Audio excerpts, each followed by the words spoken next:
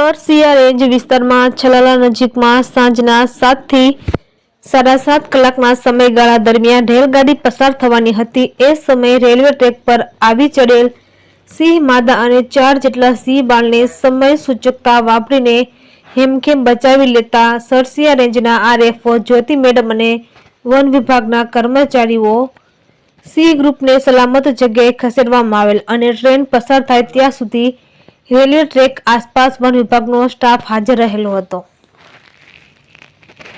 ગીરના જંગલની શાન સમા સિંહો અને તેમના પરિવારની સુરક્ષાને લઈને વન વિભાગ દ્વારા સરાહનીય કામગીરી કરવામાં આવી રહેલ છે।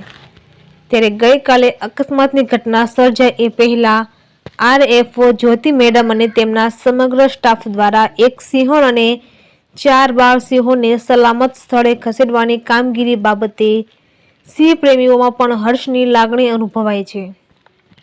સાથે જ સિંહ પ્રેમીઓએ આરએફઓ જ્યોતિ મેડમને શુભેચ્છાઓ પાઠવી હતી। રિપોર્ટર સંજય વાળા, ધારી।